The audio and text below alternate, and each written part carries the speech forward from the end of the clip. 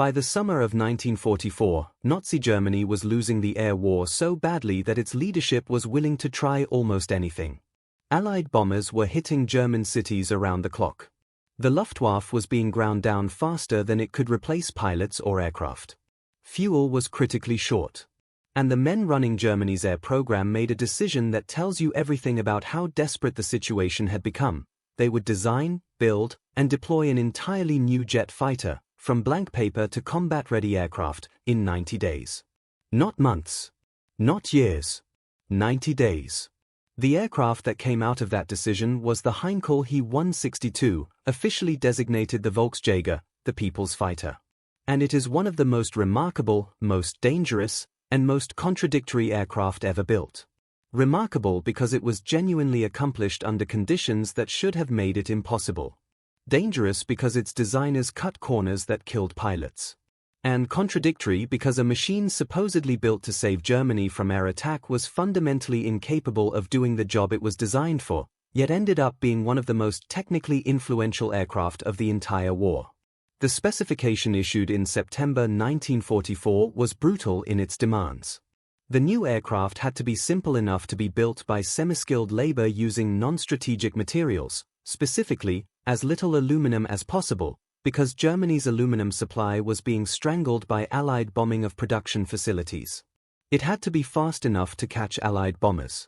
It had to use a single jet engine rather than two, because engines were scarce and reliability was still poor on Germany's available turbojets. And it had to be capable of being flown by pilots with minimal training.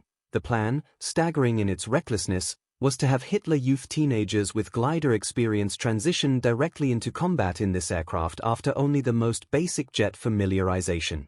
Heinkel won the contract and delivered the first prototype on December 6, 1944, 69 days after the specification was issued. That alone is an engineering achievement without parallel in the history of military aviation. But the speed came at a price that would be paid in blood. The He 162 was built primarily of wood. Not as a temporary measure or a proof of concept, as a deliberate design choice driven by material shortages. The fuselage was metal, but large sections of the airframe, including significant structural components, were constructed from Tego film bonded wood, a plywood-like material that Germany had experience producing in quantity. The adhesive used to bond these wooden components was a problem that the program's timeline didn't allow time to fully solve. In several cases, wooden structural sections delaminated in flight, causing catastrophic failures that killed pilots without warning. The first public demonstration of the aircraft, on December 10, 1944, ended when a wing panel detached at low altitude in front of senior Luftwaffe and Nazi Party officials, killing the pilot. The program continued anyway. The single BMW 003 turbojet engine sat in an unusual position, mounted on top of the fuselage, directly behind the cockpit, in a nacelle that gave the He 162 its immediately distinctive appearance.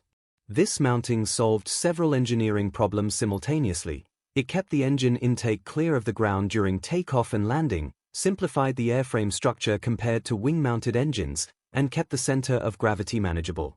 But it also positioned a notoriously unreliable engine, prone to compressor stalls, flameouts, and in worst cases catastrophic failure, directly behind the pilot's head, with the jet exhaust blasting over the tail surfaces and the intake ingesting anything thrown upward during rough field operations. Despite all of this, the He 162 was fast. Genuinely, impressively fast, capable of over 520 miles per hour in level flight, making it competitive with anything the Allies had in the air over Germany in early 1945. The aircraft's handling characteristics, while demanding, were manageable for experienced pilots and in many respects more conventional than the Me-262, which had its own vicious handling quirks. Luftwaffe pilots who flew it described a machine that felt twitchy and unforgiving but could be mastered by a skilled aviator. The problem was that Germany, by early 1945, was desperately short of skilled aviators. The plan to deploy Hitler Youth pilots into combat in the He 162 was never seriously implemented. The handful of units that actually flew the aircraft in combat used experienced Luftwaffe pilots, and even they suffered significant losses from mechanical failures and accidents rather than enemy action. Production, remarkably, reached significant numbers despite everything, Over 300 aircraft were completed before the war ended, with hundreds more in various stages of production at dispersed facilities including underground factories specifically designed to survive Allied bombing. When Allied forces overran Germany in April and May of 1945, they found He-162s everywhere, in completed form, in crates awaiting assembly, in production tunnels, and at operational airfields where Luftwaffe units had simply run out of fuel to fly them. What happened next, as the Allies descended on these aircraft with an urgency that reflected just how seriously they took the technology, is where this story really begins. The race to capture He-162s intact was one of the most competitive technical intelligence operations of the war's final weeks. American, British, French, and Soviet forces all understood they were looking at an operational jet fighter that had been designed, built, and deployed faster than anyone had believed possible, and that the engineering decisions embedded in it, right and wrong, represented hard-won knowledge about high-speed jet aircraft design that their own programs hadn't yet acquired. American forces captured the largest single concentration of He-162s at a facility in northern Germany where completed aircraft and production components had been stockpiled. British forces secured several operational examples from Luftwaffe units that surrendered with their aircraft intact. The French, moving through their occupation zone, recovered additional examples. The Soviets acquired both completed aircraft and production facilities in the Eastern Zone, along with Heinkel engineers and workers who found themselves with very limited options when Soviet forces arrived. The initial Allied assessment of the He-162 was a mixture of genuine admiration and barely concealed alarm. Admiration for what German engineers had accomplished in the time available. The aircraft's overall aerodynamic design was sophisticated, its high-mounted engine installation was clever, and its performance figures were real rather than theoretical. Alarm because several features of the design made it genuinely dangerous to fly, and the Allies discovered this the hard way when test pilots started putting captured examples through their paces. The BMW 003 engine was the most immediate problem. It ran. It produced thrust. But its reliability at the power settings needed for the aggressive testing Allied pilots wanted to conduct was poor enough that several test flights ended in engine failures that required emergency landings, and at least one captured He-162 was lost in a crash during Allied test operations. The engine's compressor was sensitive to throttle inputs in ways that required very careful management. Slam the throttle forward too aggressively and the compressor would stall, killing thrust at exactly the moment you needed it most. 4 Luftwaffe pilots trained specifically on this aircraft's peculiarities. This was a manageable characteristic. 4 Allied test pilots climbing into an unfamiliar aircraft with limited documentation and no German instructor available, it was a genuine hazard. British testing at the Royal Aircraft Establishment at Farnborough was among the most thorough. IAF test pilots flew multiple examples extensively, producing detailed technical reports that fed directly into British jet aircraft development programs. Their conclusions about the He-162 were nuanced, a more capable aircraft than its rush development suggested, but fundamentally compromised by the BMW 003's unreliability and the structural weakness of the wooden components. The delamination problem that had caused the December 1944 demonstration crash hadn't been properly solved before the war ended, and British engineers found evidence of adhesive failures in the wooden structural sections of several captured examples, a reminder that the aircraft's apparent airworthiness could disappear without warning. American testing, conducted by the Army Air Forces at Wright Field in Ohio and at other facilities, reached broadly similar conclusions. The He-162 was impressive as a demonstration of what could be achieved under extreme time pressure and material constraints, but it was not the war-winning wonder weapon German propaganda had presented it as. Its range was short, its armament light, its engine unreliable, and its structural integrity questionable. The concept was ahead of the available technology in 1944, a problem that afflicted almost every German jet aircraft of the period. The Soviets extracted the most from their captured examples by combining the aircraft themselves with the Heinkel personnel and production documentation they secured in the Eastern Zone.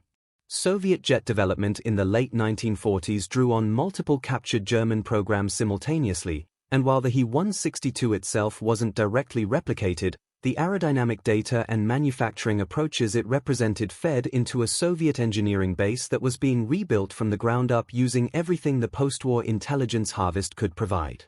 By 1946, active testing of captured He-162s had largely wound down across all Allied programs. The aircraft had given up most of what it could teach. The next generation of domestically designed jet aircraft was already flying in Britain and America, and maintaining airworthy examples of a structurally questionable aircraft with an unreliable engine was an increasingly poor use of resources. Several examples were broken down entirely for materials analysis, engineers cutting through the wooden structural sections to examine adhesive bond quality, dissecting the engine installation to understand the thermal management decisions Heinkel's team had made, documenting measurements and material specifications that would otherwise exist only in German technical documents that had been scattered, destroyed, or captured incomplete. This methodical dismantling of some examples to fully understand others was a rational engineering decision, but it meant permanent loss of complete aircraft. Every He-162 cut apart for materials analysis in 1945 or 1946 was an aircraft that wouldn't be in a museum today.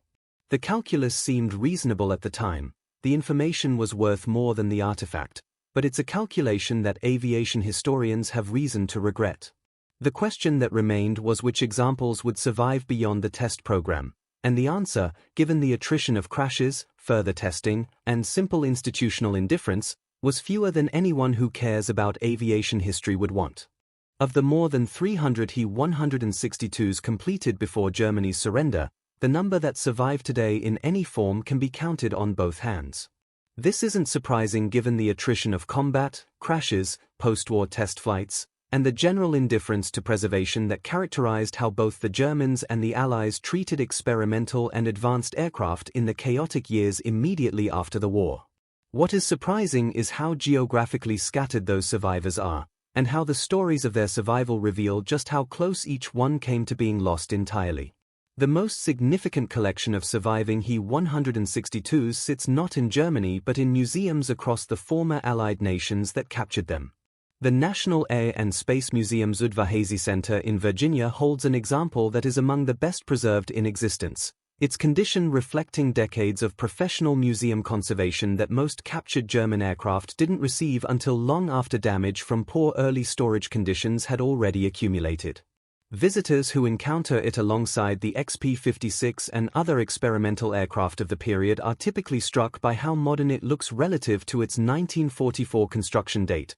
The high-mounted engine nacelle, the swept tail surfaces, the clean fuselage lines give it an appearance closer to a 1950s jet trainer than a wartime emergency fighter.